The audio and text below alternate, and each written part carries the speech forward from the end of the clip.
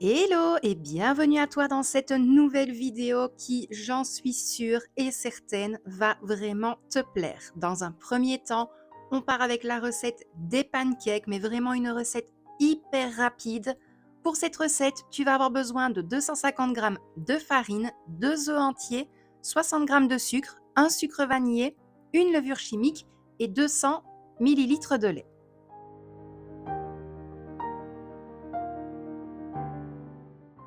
Tu viens de le voir, dans un premier temps, tu vas verser dans un saladier la farine, la levure, le sucre et le sucre vanillé. Tu vas bien mélanger le tout. Tu vas ensuite creuser un puits. Tu vas y placer tes œufs et tu vas mélanger au fouet. Tu pourras ajouter progressivement le lait tout en continuant de mélanger pour éviter d'avoir des grumeaux. Par la suite, tu vas le voir, tu dois vraiment obtenir une pâte lisse et épaisse. Et alors, on va la laisser reposer quelques petites minutes. Et pendant ce temps, pour éviter justement de perdre du temps, on va préparer ensemble la recette des gaufres liégeoises.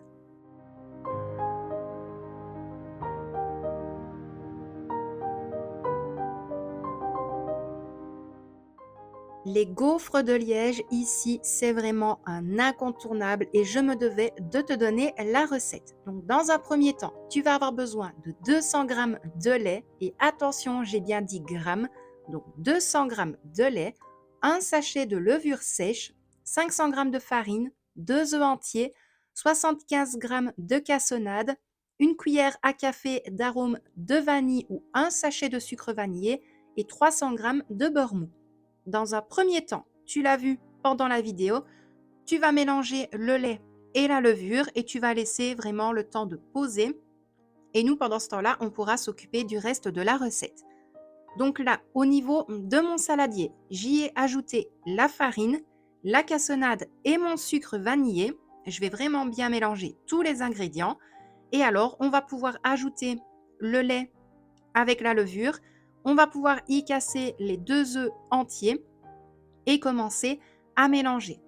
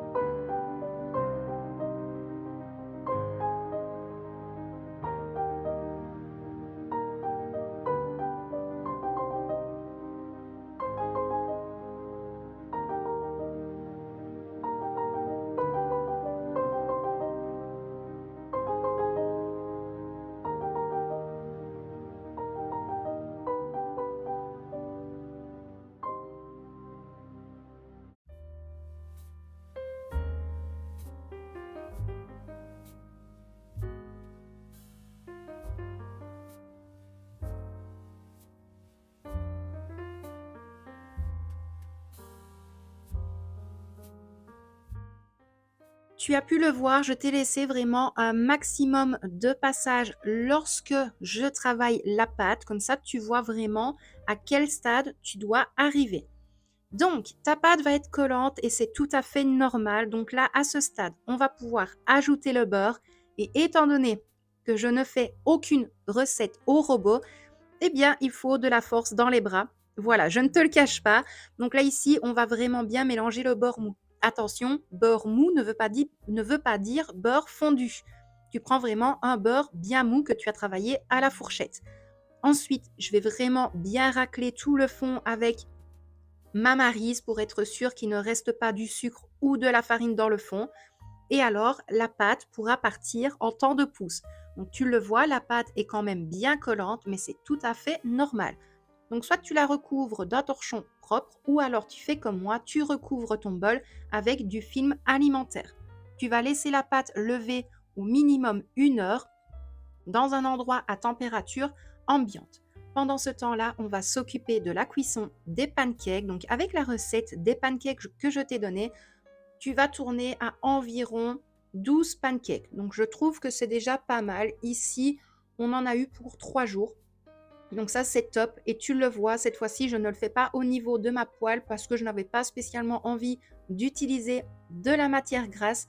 Donc j'ai pris directement ma crêpière qui fait, comme tu le vois, soit des mini crêpes ou alors des pancakes. Et ça, c'est juste top parce que je peux vraiment jouer avec le réglage des températures. Donc là, je t'ai quand même évité tout le passage de toute la cuisson des pancakes. Je vais les retourner et tu verras ce que ça donne. J'ai tout placé dans une boîte hermétique. Comme ça, il n'y a eu aucun risque. Et comme je te l'ai dit, ça nous a fait 3 jours. Ils sont vraiment bien moelleux. Pas forcément épais parce qu'on n'a pas ajouté des blancs en neige. Mais ça, c'est vraiment une recette ultra facile. Après 1 heure, ta pâte à gaufres est prête. Il va falloir y ajouter le sucre perlé. Ça d'ailleurs, j'ai oublié de te montrer le petit passage, mais j'ai ajouté 3 grosses poignées de sucre perlé et tu vas les incorporer au niveau de ta pâte. Je vais placer des pâtons, entre guillemets, de pâte à gaufres au niveau de mon gaufrier. Au niveau du gaufrier, tu fais vraiment bien attention de vraiment bien le graisser parce qu'avec le sucre, ça va risquer de coller et alors quand tu vas le nettoyer, ça va être une vraie galère. Donc ça part en cuisson. Moi, elles ont vraiment bien gonflé et là, je te montre le résultat. C'était juste excellent. Ça sentait super bon. Tu le vois, elles sont vraiment bien moelleuses, bien cuites, légèrement croquantes sur le dessus et extrêmement fondantes à l'intérieur. J'avais pas trop mis de sucre perlé, donc ça, c'est génial.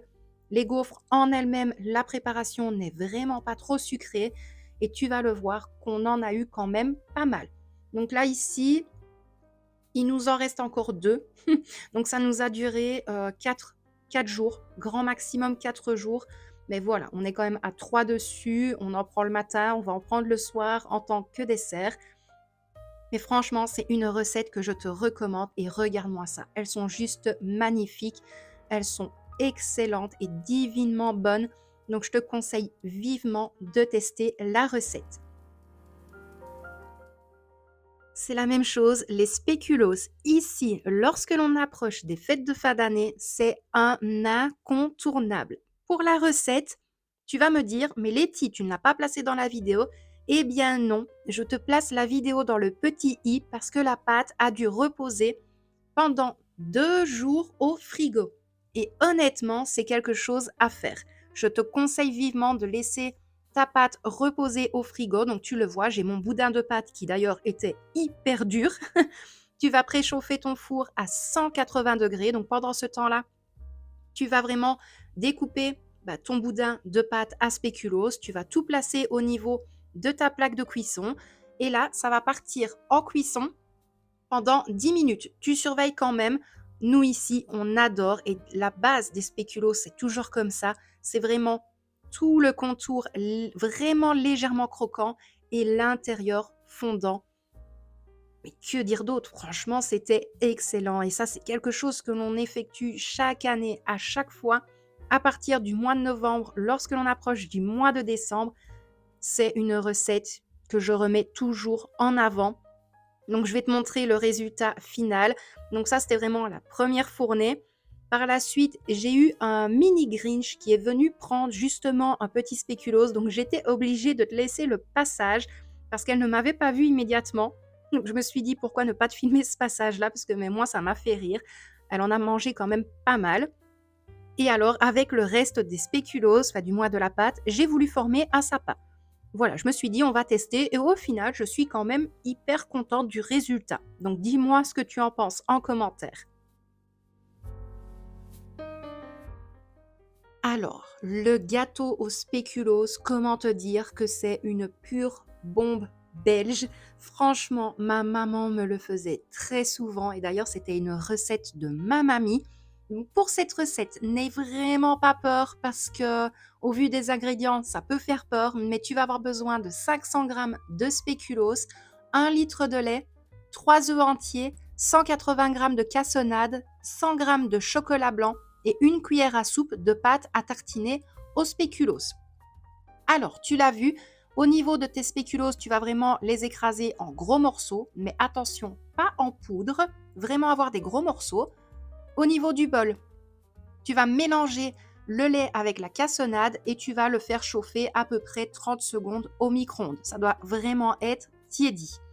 Pendant le temps de cuisson, justement, du lait, enfin du réchauffement, on peut dire du lait, tu vas battre les 3 œufs au niveau de ton bol. Moi, je m'en suis rappelé par après que le bol allait quand même être très très très petit. Donc, j'ai directement pris un grand saladier. Je vais verser sur les œufs le lait chaud mais pas bouillant. Je préfère prévenir. Donc, le lait ne doit pas être froid ni bouillant. Il doit vraiment être tiède. Et là, tu vas vraiment bien mélanger au fouet tes œufs, le lait et la cassonade. Comme ça va quand même éviter par sécurité que tes œufs cuisent avec le lait légèrement chaud. Une fois que tout est bien mélangé, tu vas pouvoir y ajouter ta cuillère à soupe de pâte à tartiner au spéculoos. C'est à toi de voir. Moi, je te conseille une bonne grosse cuillère à soupe. Tu vas le voir au niveau de la quantité. Pourquoi est-ce que j'en ai mis quand même pas mal? Parce que là, c'était de la pâte à tartiner au spéculoos, mais de la sous-marque. Voilà, c'est quand même vachement moins cher. Mais maintenant, si tu prends de la bonne pâte à tartiner spéculoos, je te conseille d'en mettre un petit peu moins que ce que tu vois au niveau de la vidéo.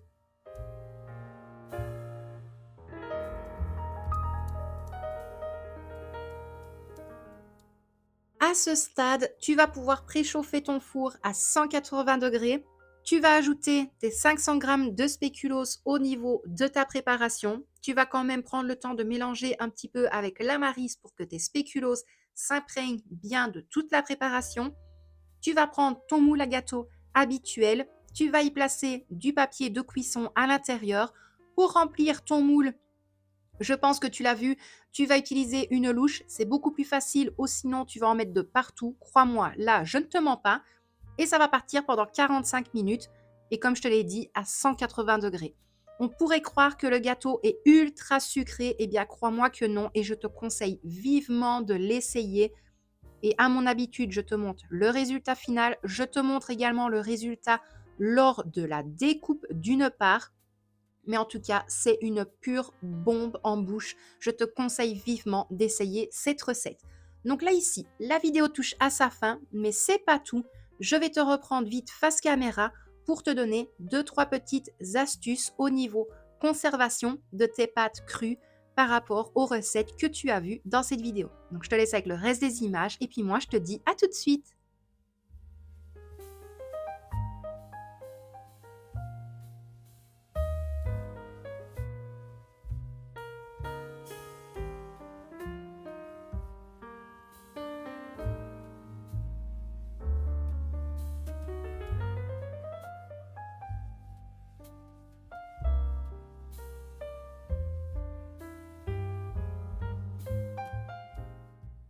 Et bien voilà, j'espère vraiment que les recettes t'ont plu et honnêtement, je te les conseille vivement. Maintenant, concernant les pancakes, c'est quelque chose, je pense, de mondialement connu. Mais voilà, si vraiment tu dois être dans le speed, imaginons le matin que un de tes enfants vient te demander un pancake rapide, je te conseille vivement cette recette-là. Le temps de repos de la pâte n'est pas forcément nécessaire, c'est juste meilleur parce que ta pâte va quand même gonfler légèrement et ils vont être un petit peu plus aérés. Mais sinon, c'est une recette qui se prépare facile en 5 minutes, même pas.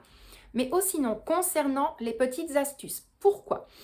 Au niveau déjà des gaufres, tu vas peut-être me dire, si maintenant tu es par exemple tout seul ou toute seule et que tu n'as qu'un enfant ou que tu es même solo, pas d'enfant, rien du tout, et que tu souhaites réaliser la recette, tu vas peut-être me dire, mais Letty, les quantités sont quand même un petit peu astronomiques pour moi. Donc soit tu les prépares et tu peux les garder pendant une bonne semaine dans une boîte vraiment bien hermétique, ou alors ce que je te conseille de faire, lorsque ta pâte a levé, donc après le temps de pousse, tu ne places pas ton sucre perlé à l'intérieur. Tu peux prendre des petits moules à gâteau. C'est pareil en fait, les petits moules par exemple à cake, lorsque moi je vais séparer mes purées entre autres. Mais tu peux vraiment utiliser des petits moules à cake et tu vas les remplir de pâte à gaufres. Tu les places au congélateur et tu as des petits pâtons tout faits. Ou même sur une plaque de cuisson, tu te fais des petits pâtons. Je te conseille principalement de faire des pâtons de 75 grammes, mais la pâte est quand même légèrement collante, donc tu fais vraiment en fonction de tes envies. Et tu as directement des pâtes prêtes au congélateur. Maintenant, lorsque tu vas les décongeler, tu les places quand même au frigo. Et vraiment, quand ton pâton est bien dégelé, à ce moment-là, tu pourras ajouter ton sucre perlé au niveau de tes pâtons de gaufres. C'est vraiment beaucoup plus simple comme ça. Là, ici, j'ai fait en fonction de ce qu'il me restait au niveau des ingrédients pour ne pas utiliser trop de farine, trop de sucre, tout ça. Mais sinon, je fonctionne avec le triple des quantités que tu as vues en vidéo. Comme ça, j'en ai d'avance et c'est directement au niveau du congélateur. Ensuite, par rapport à la pâte de spéculoos, donc la pâte, le biscuit, soit tu la mets directement au frigo et tu peux faire comme moi, tu les prépares à la suite, ou alors, lorsque tu as formé ton boudin, tu laisses ton boudin de pâte pour les spéculoos une nuit au frigo. Le lendemain, ta pâte sera déjà bien durcie et là, tu peux déjà découper, pareil, des petits pâtons de pâte. Tu les disposes sur une plaque de cuisson et tu places le tout au congélateur. Une fois que c'est bien congelé, tu mets tout dans un sac de congélation, je vais y arriver. Et là, quand tu as besoin, tu les sors, tu les mets au niveau de ta plaque de cuisson et tu les enfournes directement dans ton four qui est préchauffé à 180 degrés. Franchement, c'est quelque chose que moi j'adore faire, que ce soit ça ou même des cookies. D'ailleurs, la recette des cookies va arriver très très vite en short sur YouTube. Et alors, je vous attends en masse en commentaire à ce moment-là, lorsque la vidéo sortira, du moins le short, pour me dire, écoute Letty, on veut vraiment toute la recette en vidéo. Ensuite, concernant le gâteau au spéculoos, c'est vrai que ça peut faire peur parce que tu peux te dire, mais oui, mais la préparation est toute liquide, ça doit être super sucré, alors que pas du tout. Donc franchement, c'est toutes des recettes que je te conseille vivement. De toute façon, presque toutes les recettes sur la chaîne, c'est des recettes qui ont principalement été souvent testées ici à la maison, ou alors c'est des recettes de ma maman, ou alors de ma mamie. Donc c'est vraiment des recettes qui me tiennent énormément à cœur. Moi, je vais quand même te laisser là pour aujourd'hui. J'espère vraiment que la vidéo t'a plu. N'hésite pas à tout me dire en commentaire. Et puis moi, je te retrouve demain pour une nouvelle vidéo. Je t'envoie d'énormes bisous. Passe une bonne soirée ou une bonne journée en fonction du moment où tu vas regarder la vidéo. Et moi, comme je te l'ai dit, je t'envoie plein de bisous et puis je te dis à demain dans une prochaine vidéo.